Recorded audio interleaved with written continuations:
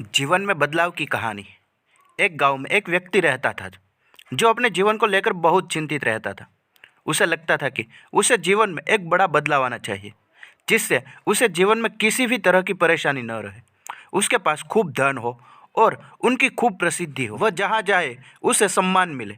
परंतु उसके जीवन में कुछ भी नहीं बदल रहा था, क्योंकि वह कुछ करने की जगह बस सही समय का इंतजार कर रहा था और समय उसके कुछ करने का इंतजार कर रहा था। उसकी इसी आदत के कारण उसका मन दुखी रहने लगा। उसके मन में नकारात्मक विचारों का वास होने लगा। उसे हर चीज़ में कमी नजर आने लगी। जब भी वह कुछ करने का मन बनाता तो अचानक उसके मन में विचार आता कि शायद ये काम सही ढंग से नहीं हो पाएगा। उसे लगने लगा कि शायद वह कुछ करने के लायक ही नहीं है। इसका परिणाम यह हुआ कि उसका जीवन पहले से भी ज़्यादा दुखमय हो गया था। उसे समझ नहीं आ रहा था कि वह इस परिस्थितियों से कैसे बाहर निकले, कैसे वह कोई भी ऐसा काम करे जिसमें वह सफल हो सके। दिन बीतते जा रहे थे, लेकिन उसे अपनी इस समस्या का कोई समाधान नहीं मिल रहा था। उसी दौरान उनके गांव में एक साधु आए, जिनकी प्रसिद्धि दूर दूर तक थी। सब ऐसा कहते थे कि उसके पास हर समस्या का समाधान मिल जाता है। जब उस व्यक्ति ने यह सुना कि साधु उनके गांव में आया है, तो वह बिना कुछ सोचे समझे अपनी समस्या लेकर तुरंत उसके मिलने चला गया। साधु को प्रणाम कर उसने अपनी समस्या बताई। उसने बताया कि वह अपने जीवन में बदलाव लाना चाहता है, परंतु उसे कोई सही राह नहीं मिल रही थी। इसी के कारण उसके मन में नकारात्मक विचार आते रहते हैं और दुख हमेशा उसके घेरे रहता था। कोई काम करने जाता तो मन में उसकी विफलता का विचार पहले ही आ जाता है। बताइए, मैं ऐसा क्या करूं कि एक सुखद जीवन जी सकूं? साधु ने पूरी बात सुनी और उस व्यक्ति को दूसरे दिन उसे सूर्योदय के समय आने के लिए कहा। दूसरे दिन वह व्यक्ति उन साधु के पास जा पहुंचा। साधु पाठ पूजा के बाद शहर के लिए निकलने वाले थे। उन्होंने उस व्यक्ति को साथ चलने के लिए कहा। चलते चलते वे खेत के पास पहुंचे।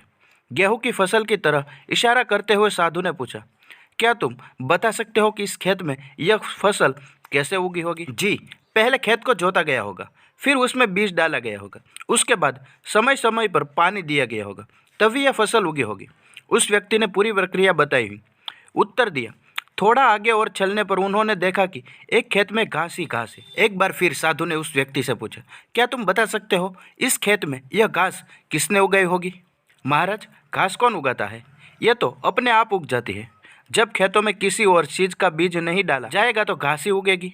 उस व्यक्ति ने एक बार फिर से साधु के प्रश्न का इस तरह का उत्तर दिया। बस तुम्हारे इन्हीं उत्तरों में तुम्हारी समस्या का हल छिपा हुआ है। साधु ने उस व्यक्ति को समझाना शुरू किया। मानव मन भी एक खेत की तरह ही होता है। इसमें तुम जो भी बीज डालोगे तुम्हें वही फसल मिलेगी।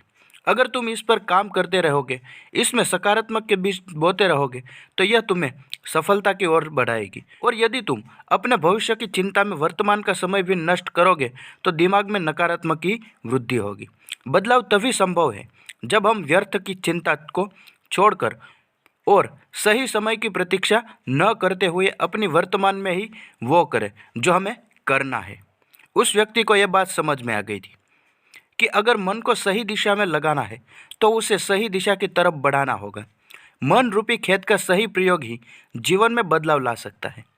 इसे खाली छोड़ देने से इस पर आलस और नकारात्मक अपनी सत्ता जमा लेते हैं। मन के कहे पर मत चलिए, बल्कि मन को अपने कहने पर चलाइए। एक बड़ी इमारत बनने की शुरुआत भी एक ईंट रखने से ही होती है, और इस ईंट की तरह अपनी छोटी छोटी कोशिशों को जोड़कर आप एक बड़ा मुकाम हासिल कर सकते हैं। जरूर रहते हैं तो बस एक शुरुआत की। दोस्तों, मुझे ऐसा लगता है कि यह बदलाव की कहानी कई लोगों के जीवन में मिलती जुलती है। हम में से कई लोग ऐसे होते हैं जो आज का काम कल पर, या यूँ कहे हमेशा के लिए टालते रहते हैं। इसके साथ ही शिकायत भी करते रहते हैं कि न जाने कब हमें सफलता मिले। यदि आपके साथ भी ऐसा होता है तो हमें कमेंट बॉक्स के जरिए अपने विचार जरूर बताएं। जी हाँ दोस्तों, अगर वीडियो पसंद आए तो लाइक करके चैनल को सब्सक्राइब जरूर कर देना।